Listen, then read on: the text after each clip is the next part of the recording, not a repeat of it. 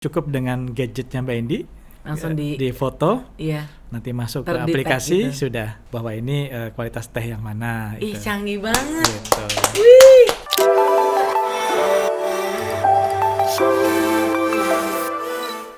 Hai Sobat Vidivisi, apa kabar? Semoga semua dalam keadaan yang sangat sehat dan tentu saja saya di sini juga dalam keadaan sehat dan tentu saja tidak bosan-bosannya ada di atas meja makan untuk kembali lagi bersama dengan Brin. Tentu saja tidak bosan karena terus terang ya saya di atas meja makan, not literally, Ceyla jaksel banget. Nggak literally ada di atas meja makan, tapi di sekitar meja makan ini saya mendapatkan banyak sekali info, ilmu dan juga pengetahuan yang banyak banget mengenai dunia kerisetan. Nah, sepertinya saya lagi senang-senangnya banget nih untuk ngobrol dengan para beliau-beliau yang cukup memberikan informasi yang luar biasa. Dan juga kali ini masih bersama dengan Brin, tapi kali ini pula tidak hanya sekedar menarik dari topiknya, tapi juga bintang tamunya, beliau ini akan menjelaskan lebih banyak lagi mengenai elektronika dan informatika. Memang kenapa sih kok kayaknya lagi dibahas banget? Karena memang itu yang lagi banyak disorot oleh teman-teman sepertinya ya. Nah, tapi sebelumnya jangan lupa pesan dari kakak Ceyla. Jangan lupa untuk like, comment, share, dan juga subscribe. Tentu saja di Vidivisi Talk. Dan langsung saja kita akan bersama-sama ngobrol dengan Bapak Budi Prawara selaku Kepala Organisasi Riset Elektronika dan Informatika. Boleh tepuk tangannya guys. Apa kabar Pak Budi? Alhamdulillah Kumaha baik damang, Mbak Pak? Indi. Oke. Damang. Mumpung meja masih kosong di atas meja makan, Bapak boleh silakan. Mangga ditampi, bener nggak tuh bahasa Inggrisnya? Ada buah-buah. Ini asli ya Pak? Asli, bukan buah plastik atau bukan pizza plastik. Enaknya sih pisang goreng kapan-kapan ya Pak ya. Baik, Pak Budi, ini kalau saya mau melihat dari nama lengkap Bapak, koreksi saya kalau salah, Dr. Eng Budi Prawara, Kepala Organisasi Riset Elektronika dan Informatika, betul Pak? Iya betul. Oke, jadi boleh cerita sedikit dong Pak pengenalan supaya semua teman-teman saya ini baik dari segala macam gen ya Pak, Ya. gen X, gen Y, gen U, gen apalah gitu bisa lebih dekat dengan profil Bapak. Apakah menjadi profesi yang sekarang ini Bapak tekun ini sudah menjadi cita-cita Bapak dari dulu atau gimana iya. Pak? Iya, jadi saya itu Iya. dulu kuliah di Malang ya, di Brawijaya. Oke, di Malang. Nah, pada saat saya menyusun tugas akhir, Iya. saya ditanya nih sama dosen pembimbing. Di- Pasti gitu kan ya? Iya betul. Setelah lulus mau kemana gitu. Iya. Saya waktu itu dalam pikiran saya yang ada adalah saya pengen jadi peneliti. Memang Bapak dari saat Iya. kuliah pun Karena pada saat saya menyusun tugas akhir, Apa itu tuh, Pak? yang saya kerjakan ya penelitian kan waktu itu ya. Iya, Memang iya. dari situ saya tertarik gitu. Iya. Oh, ternyata kita mencari sesuatu yang baru ya, Iya. menemukan sesuatu yang baru dari permasalahan-permasalahan yang ada. Iya. Kita bisa memberikan solusi. Betul. Sharing Yang lagi, tadinya kinerjanya jelek menjadi baik. Iya. Nah, itu dari situlah saya mulai tertarik dengan dunia penelitian gitu. Dan ditekuni sampai di profesi Bapak sekarang ini ya. Iya, betul. Berarti kan bisa terlihat ada banyak perbedaannya Pak di saat dulu Bapak kuliah, terus Bapak sudah bekerja di bidang ini kan, dari hasil Bapak belajar sekolah sampai sekarang melakukan dari hasil sekolah dulu pasti ada perkembangannya ya Pak untuk bisa memajukan masyarakat secara tidak langsung, demikian ya. Iya, namanya teknologi ya. Teknologi, itu betul. kan semakin berkembang ya sesuai Iya. dengan usia waktu ya. Betul. Jadi kalau zaman dulu contohnya kita yang namanya sepeda motor tuh masih jarang ya. Iya, Belum. sekarang sudah macam-macam. Sekarang malah sudah lebih banyak daripada mobil. Iya, Kalau dulu iya. kan mungkin masih jarang-jarang ya. Iya. Bahkan sekarang yang namanya sepeda motor itu sudah bukan berbahan bakar bensin ya kalau kita. Betul. Ada Sudah yang ada listrik, sepeda motor listrik. Iya, ya, betul. itulah. Iya. Jadi ya itu namanya orang selalu berkeinginan untuk bisa menjadi lebih baik gitu. Iya. Nah, bagaimana untuk menjadi lebih baik? Ya dengan bantuan teknologi. Betul. Jadi improve-nya terlihat gitu ya, Iya. Pak ya. Baik. Nah, ini kalau kita bicara Organisasi Riset Elektronika dan Informatika atau OREI. Jadi ini kan merupakan salah satu organisasi riset di bawah koordinasi Badan Riset dan Inovasi Nasional atau BRIN. Nah, teman-teman, ini tugas dan juga fungsi OREI ini diatur dalam peraturan BRIN nomor 10 tahun 2022 tentang tugas fungsi dan struktur organisasi riset elektronika dan informatika, yaitu menyelenggarakan tugas teknis penelitian, pengembangan, pengkajian, dan penerapan serta invensi dan inovasi di bidang elektronika dan informatika sesuai dengan ketentuan peraturan perundang-undangan. Nah, sebetulnya kalau boleh dijelaskan di sini, Pak, biar teman-teman juga bisa lebih paham lagi dan termasuk saya, apa saja sih, Pak, penelitian yang dilakukan oleh OREI ini, Pak Budi?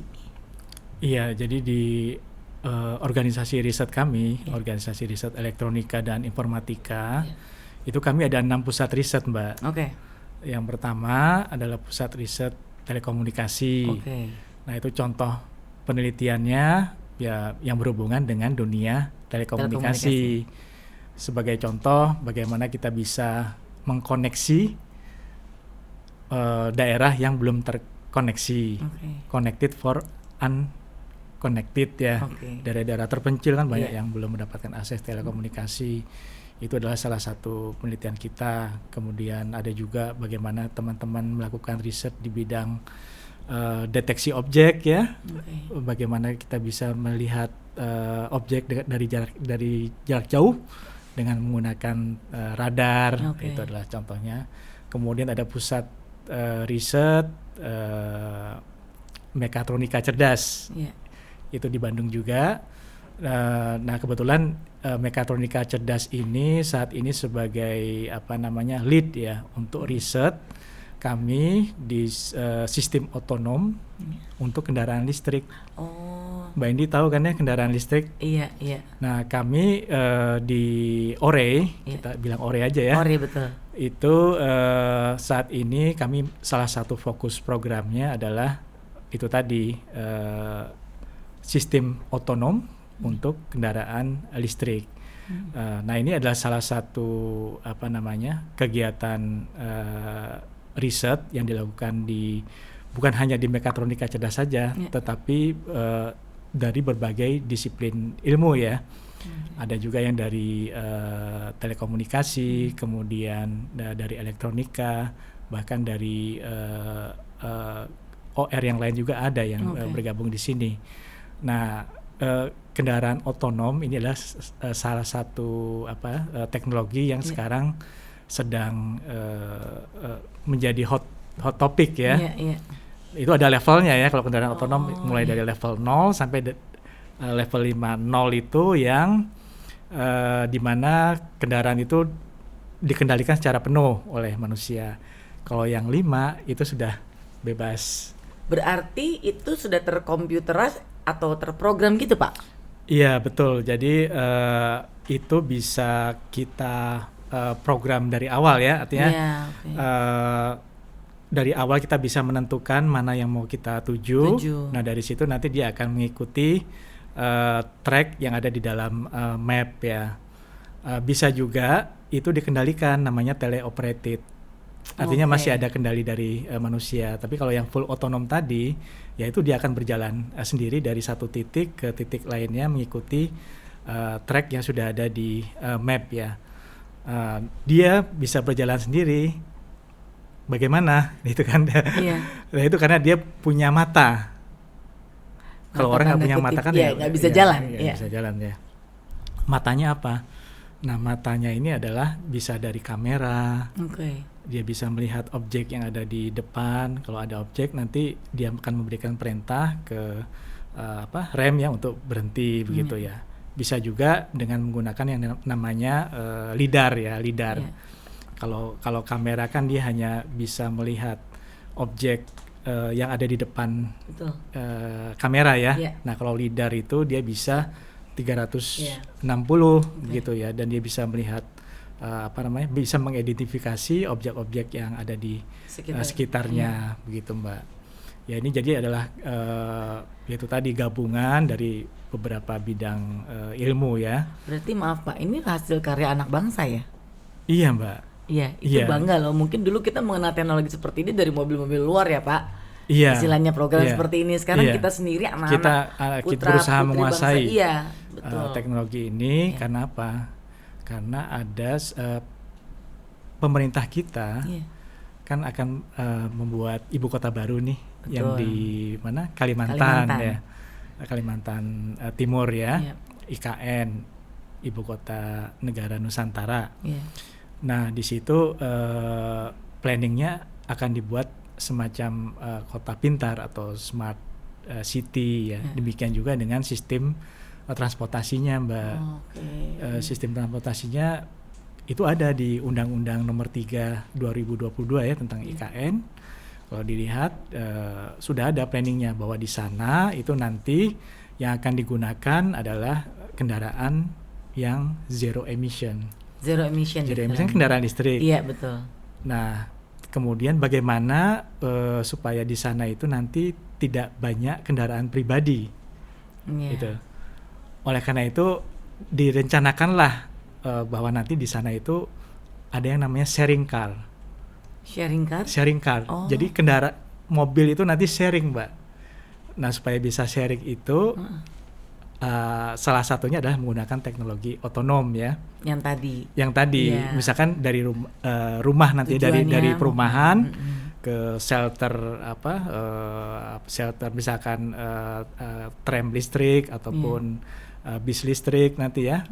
Itu mereka menggunakan kendaraan yang bisa single seater atau yang 2 penumpang yang kecil-kecil. Nah, ini juga yang kita kembangkan itu mulai dari kendaraan yang kecil terlebih dahulu. Di sini kita berusaha menguasai teknologi kunci dari kendaraan otonom, Mbak. Apa teknologi kuncinya? Yaitu tadi ada sistem deteksi objek menggunakan kamera, menggunakan lidar, menggunakan radar. Kemudian bagaimana sistem telekomunikasinya kan ya itu harus kita pikirkan juga kan ya. Bukan macam-macam kan sistem telekomunikasi yang WiFi itu ada beberapa macam tipe begitu. Nah itu kemudian juga ya bagaimana supaya nanti kendaraan bisa berkomunikasi dengan infrastruktur, kendaraan bisa berkomunikasi dengan kendaraan lainnya. Berkomunikasi dalam arti apa nih Pak maksudnya? Komunikasi itu maksudnya ya komunikasi ya. Misalkan kendaraan A dengan kendaraan B di depan, dia harus tahu jaraknya gitu kan ya. Jarak posisi ya supaya tidak terjadi saling. Iya. Jadi ada sensor-sensor sendirinya lah gitu ya Pak. Ya, ini juga nantinya akan membantu mungkin pimpinan kota di ibu kota baru itu supaya ya traffic di sana itu tidak bisa lancar ya, tidak seperti di Jakarta, tidak crowded karena semuanya sudah terencana dari awal. Jadi itu semua sudah dipikirkan dengan sangat baik ya Pak menuju ke tahun berikutnya nanti ya pada saat pemindahan kami ibu di kota. ORE berusaha untuk bisa itu tadi berkontribusi. Jadi banyak sekali sebetulnya yang dilakukan dari ORE ini ya Pak ya. Salah satunya adalah mobil tersebut. Makanya tadi sebelum kita mulai syutingnya Sobat VTVC, Pak Budi tadi sempat bilang sekali-sekali syutingnya di Bandung dong, di lab ya Pak. Jadi bisa ketemu dan lihat langsung tuh sama mobil yang akan dipersiapkan buat masa depan nanti. Kalau di sini kan kita gak bisa lihat ya. Tenang, bisa ya dari Pulau Gadung kita ke Bandung. Senang malah lebih senang kali bisa healing jadinya. Pak Budi, ada nggak sih sebetulnya hasil riset dari ORE yang sudah bisa dirasakan langsung oleh masyarakat di samping persiapan yang sedang dilakukan sekarang ini? Ya, tentunya ada Mbak ya. Sebagai contoh, pada saat pandemi ya.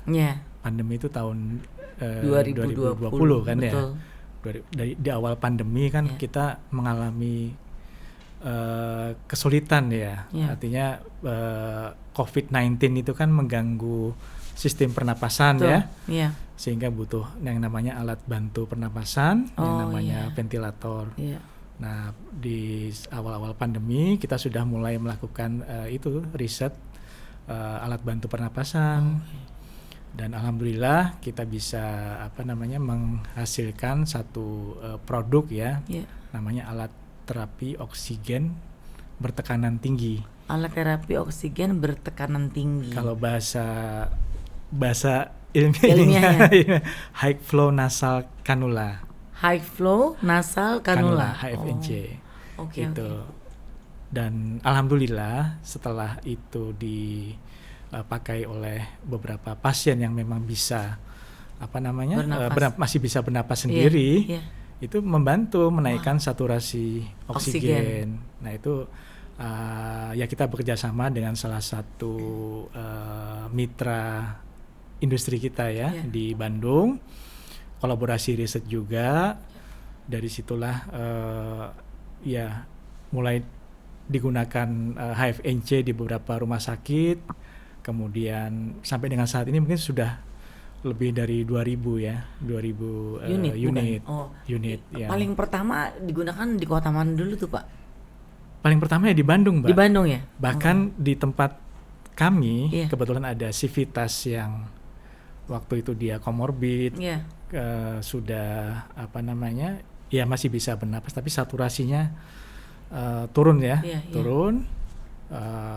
Dengan alat tersebut alhamdulillah dia 2 minggu. Nah dari situ dokter dan juga tenaga paramedis lainnya ya tentunya dengan scientific proven dari publikasi ilmiah, dari artinya sudah ada kajian keilmuannya juga kan, sehingga itu bisa digunakan di rumah sakit. Tapi begitu, saya bangga banget loh Pak, kalau tidak salah kan dulu pada saat pandemi itu mulai, saya lupa, maaf kalau saya salah, apakah negara Italia atau mana gitu yang mereka bisa produksi alat itu, tapi sekarang di Bandung udah bisa bikin ini buat membantu mereka-mereka yang menjadi korban COVID ya Pak, terutama yang terkena komorbid mengganggu jalur pernafasan. Luar biasa. Jadi itu sudah mulai terlihat ya Pak sebetulnya. Nah dari situ kita juga mulai ini kan Mbak yang namanya alat kesehatan. Ini kan banyak ini juga alat-alat elektronika, maksud saya alat di dalamnya kan menyangkut teknologi elektronika dan informatika juga kan ya.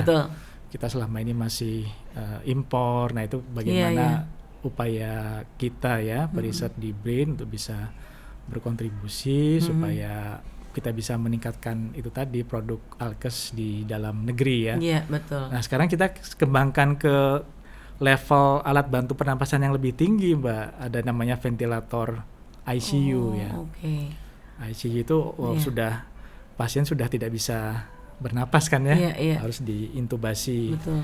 Dan mungkin teknologinya juga lebih rumit ya.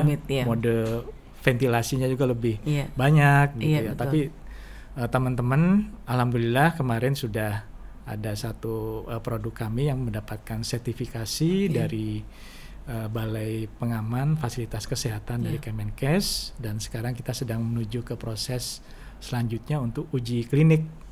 Karena alat ini kan intubasi dipakai, harus melalui proses uji klinik namanya sebelum mendapatkan persetujuan edar untuk dari izin edar Kemenkes, gitu ya Pak Semoga ya Pak. Amin. Baik. Nah Pak, ini kan kemarin karena pandemi akhirnya berhasil memperkenalkan alat apa itu tadi istilahnya Pak untuk ventilator tadi yang sebelum ke terapi oksigen tadi. Nah seandainya tidak ada pandemi Pak, itu bagaimana mensosialisasikan itu kepada masyarakat ya? Menciptakan hasil untuk kesehatan tersebut gitu. Ada nggak pendekatan tersendiri yang ditujukan untuk mensosialisasikan alat-alat tersebut kepada masyarakat? Kalau kemarin kan karena terbentur pas pandemi, akhirnya tercipta alat tersebut baru akhirnya bisa digunakan. Seandainya pandemi tidak ada gitu Pak, gimana cara mengenalkannya kepada masyarakat? Ya itu yang namanya produk hasil riset. Itu kan bisa diterima oleh masyarakat apabila produk itu sudah terasakan terbukti manfaatnya manfaatnya begitu Mbak ya. Artinya ya kita berusaha bahwa produk-produk riset yang kita buat dari hasil riset itu ada berbagai cara ya. Salah satu beberapa contoh diantaranya misalkan melalui kegiatan webinar, mungkin kita mengundang stakeholder. Betul. Iya. Kita juga dari Kemenkes kemudian dari rumah sakit. Rumah sakit di situ ada dokter juga. Kemudian ya bisa juga itu tadi dengan proses pengujian ya. Pengujian kalau yang HIV-nya kebetulan itu langsung dipakai oleh pasien kan ya. Tetapi kalau untuk alat-alat yang lainnya tentunya itu harus melalui proses pengujian dengan standar yang berlaku begitu Mbak. Kalau dia sudah tersertifikasi berarti alat itu aman digunakan di masyarakat. Gitu. Menyenangkan sekali ya. Semoga ini bisa berjalan dengan sangat baik ke depannya Pak. Pak Budi sambil dimakan Pak, kebetulan nih bukan dari kebun saya. Jadi tapi sudah tersaji di atas meja makan. Iya. Ini juga pizza nih Pak. Ini pizza buatannya, bukan pizza buatan saya. Rasanya beda Pak, katanya kalau makan buah di sini Pak, di atas meja makan. Biasanya tuh kata kalau orang yang makan semangka di sini rasanya manis Pak. Jarang semangka asem ya Pak. Nah kalau di sini Pak, kita di sini senang makan semangkanya pakai sendok Pak. Jarang pakai garam. Saya makan ya Pak ya. Soalnya kalau di atas meja makan nggak ada makanan tuh kayaknya aneh Pak. Aneh ya. Cuman Bapak perlu sabar menunggu sambil saya ngunyah ya Pak. Disuruh makan saya Mbak kalau lagi ngobrol ya. Baiklah Pak Budi, perkembangan teknologi informasi ini kan cepat banget ya Pak. Melajunya, terus inovasinya gitu dan beraneka ragam. Apakah penelitian di ORE ini juga sudah mengikuti perkembangan yang ada Pak? Dan mungkin ada contoh-contohnya? Iya, jadi Mbak Indi yang namanya riset itu kan mencari sesuatu yang baru ya dari apa yang sudah dikerjakan orang sebelumnya begitu. Itu namanya inovasi kan ya. Betul. Kalau tidak ada inovasi itu namanya bukan penelitian, riset gitu, tapi reverse ya, mencontek gitu kan ya. Jadi kita selalu mengikuti perkembangan yang terkini begitu Mbak ya. Ya sebagai contoh di bidang informatika ya saat ini mungkin Mbak Indi dan teman-teman di sini ya yang anak-anak muda ini tahu yang namanya metaverse ya. Kita juga saat ini ada beberapa grup riset yang mereka melakukan kegiatan riset di metaverse, kemudian di artificial intelligence ya, ada big data gitu ya. Sebagai contoh kami di BRAIN selain tadi kendaraan otonom tadi ya, kami juga ada fokus riset yaitu artificial intelligence dan big data untuk biodiversity Mbak. Indonesia kan kaya akan biodiversity ya. Artinya sekarang bagaimana kita bisa meningkatkan nilai tambah dari hasil kekayaan alam kita. Sebagai contoh nih yang kita sudah lakukan adalah kita punya yang namanya aplikasi T-Clone. Teh ya. Teh gitu ya, teh apa? Di kita kan ada beberapa perkebunan teh Mbak ya. Kalau pernah ke Bandung pasti pernah ke arah Subang, di sana ada. Kemudian di daerah Ciwidey sana juga banyak kebun teh. Juga termasuk Pak ya. Nah, daun teh itu kualitasnya tuh beda-beda Mbak.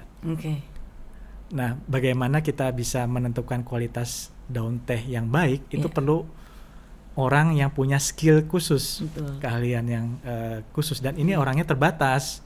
Tidak semua perkebunan dengan luas kebun yang sekian hektar itu mereka dengan cepat bisa mengidentifikasi mana yang bagus, mana yang. Nah, ini dengan itu tadi artificial intelligence, big data, kemudian kita membuat semacam algoritma pembelajaran ya kepada hasil gambar yang kita capture. Itu bisa kita training nanti, sehingga Mbak Indi kita cukup dengan gadgetnya Mbak Indi langsung di foto, nanti masuk ke aplikasi gitu. Sudah bahwa ini kualitas teh yang mana. Ih, canggih banget. Gitu.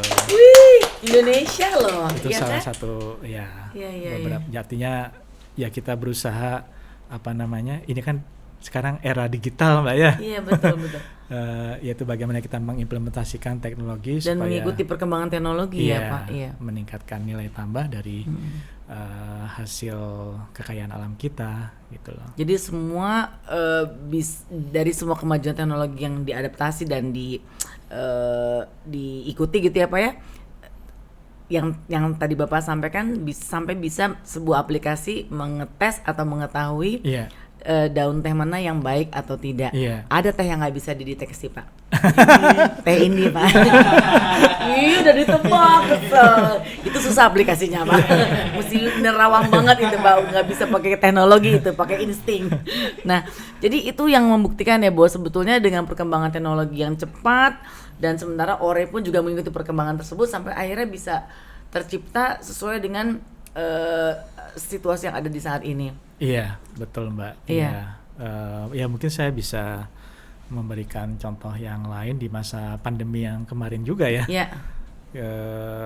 Ya mungkin Mbak Indi pernah, ya mudah-mudahan ini ya, mungkin siapa gitu yang pernah mungkin waktu itu tes PCR. Nah, saya sudah berkali-kali Pak. Saya udah lulus banget, mudah-mudahan jangan lagi. Iya, itu kan artinya kita menganalisis ini ya apa namanya sampai ke molekular ya. Betul, iya.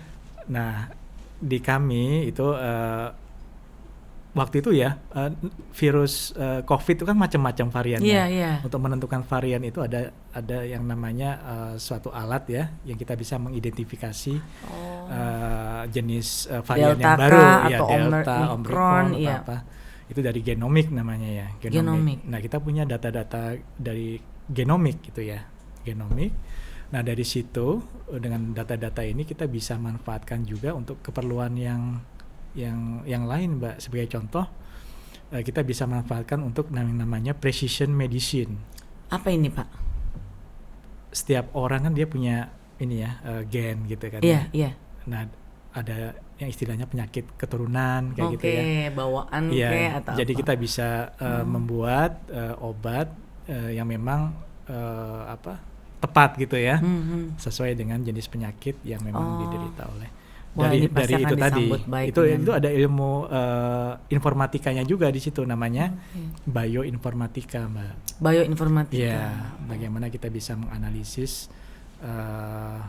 namanya omics ya, ada genomics, ada omics yang lain, menjadi sesuatu yang memang bisa kita manfaatkan yang lebih berguna begitu.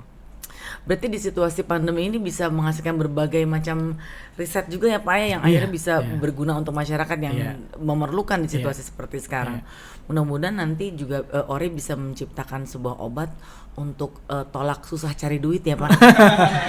Pasti banyak yang mau. Baiklah, nggak cuma dari sisi kesehatan, tapi bercanda ya Pak ya, bercanda. Nah Pak, kira-kira masyarakat Indonesia ini kan terlihat sudah banget menggunakan perkembangan teknologi dengan baik dan benar. Tapi terkadang juga suka ada yang nyelenehnya, yang ngacoknya gitu ya. Karena mungkin mereka cuma lihat dari lagi viral, teknologi bisa digunakan baik dari sosmed, TikTok atau apapun juga. Nah, kan sekarang di Jakarta lagi rame-ramenya Citayam Fashion Week. Bapak mau ikut nggak? Biar lihat tuh bonge kayak gimana tuh viralnya di sana. Nah, nggak laku kan, kalau saya. Siapa tahu Bapak dari sisi yang legend, gitu ya. Stylenya paling asik, ya kan? Lebih aneh nih ya. Nah, kira-kira kalau dengan fenomena seperti itu ya Pak, perkembangan teknologi ini bisa akan menjadi lebih baik atau tidak Pak? Anak muda yang memanfaatkan teknologi seperti ya gaya-gaya mereka yang sekarang inilah gitu. Semuanya jadi kayak disinambungkan gitu. Iya, jadi sebenarnya kan teknologi itu kan seperti yang tadi saya sampaikan di awal ya. Betul, iya. Itu membuat supaya hidup kita lebih baik kan ya. Iya. Tetapi yang namanya teknologi, the man behind the gun kan. Iya, bagaimana orang yang memanfaatkannya gitu. Nah, itu kalau orang sebagai contoh nih, mobil nih ya, kalau dia tujuannya untuk kebut-kebutan ya akhirnya celaka juga begitulah. Demikian juga dengan mungkin teknologi informasi yang ada saat ini ya, tentunya ya mungkin saya sebagai generasi yang mungkin sudah di atas, teman-teman yang lebih muda yaitu bisa menfilter lah mana yang. Iya.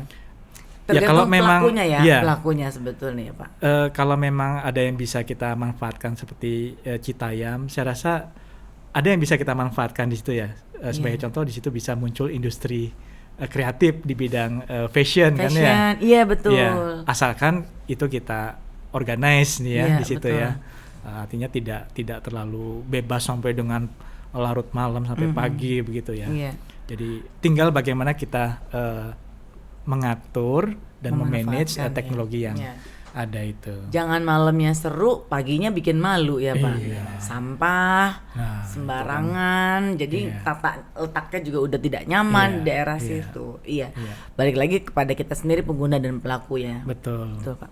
Baik, mungkin Pak Budi di sini bisa menyampaikan kepada geng-geng saya nih Pak, himbauan kepada para generasi muda nih supaya bisa lebih mau tahu gitu ya, lebih ingin cari tahu, lebih bijak dan tertarik dengan penelitian OREI. Gimana Bapak mau mengajak semua teman-teman di luar sana? Iya, pertama Indonesia itu adalah negara yang kaya Mbak ya. Iya. Sekarang kita tidak bisa hanya sekedar menjual sumber daya alam kita mentah-mentah keluar. Iya. Artinya dengan adanya perkembangan teknologi, kemudian teman-teman yang muda ini, saya rasa teman-teman muda sekarang sudah banyak yang pendidikannya juga sudah levelnya mungkin ada yang ya paling tidak sudah lulus S1 ya, ada yang sudah S2 melanjutkan ke luar negeri. Itu harapan kami ya, kalau di OREI tentunya kami sangat terbuka buat teman-teman yang memang interest di bidang penelitian untuk bisa bergabung dengan BRIN. Yeah. Kita sama-sama mari berkontribusi untuk memajukan bangsa ini ya, khususnya di bidang elektronika dan informatika. Cara untuk bergabungnya gimana Pak untuk mereka-mereka yang baru saja? Kita punya banyak program Mbak di BRIN ya. Sebagai contoh kita kita punya program MBKM juga, kalau MBKM pasti yang lain juga ada ya. Kita punya program Research Assistant. Artinya teman-teman yang sudah tahap akhir ya, dia sedang nyusun skripsi, itu bisa melakukan pemagangan di laboratorium, makanya dinamakan Research Assistant, asisten periset ya, yang ada di lab. Nanti dia bisa melakukan pekerjaan bersama-sama dengan para periset yang ada di lab dalam jangka waktu 3-6 bulan bahkan sampai dengan 1 tahun.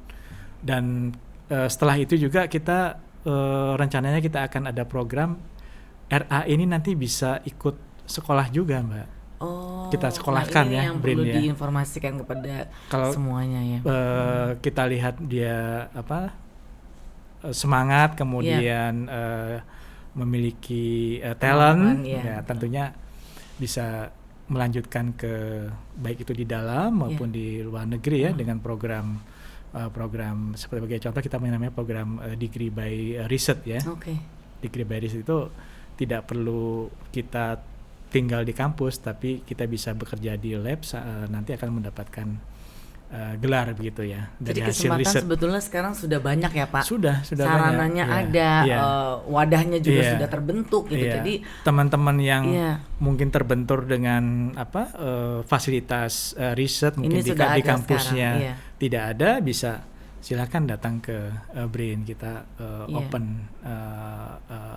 facility ya, infrastruktur. Berarti sangat menyenangkan sekali untuk teman-teman ini Sobat Vidivisi yang saat ini sedang menyaksikan obrolan saya di atas meja makan dengan Pak Budi. Ini kesempatan yang bagus banget karena skillnya ada, kemampuannya ada, talentanya ada. Tapi sekarang kalau terbentur dengan mau kemana, bagaimana, ini di BRIN semua sudah menyediakan sarananya, tinggal kita mau bergerak atau enggak gitu ya Pak ya.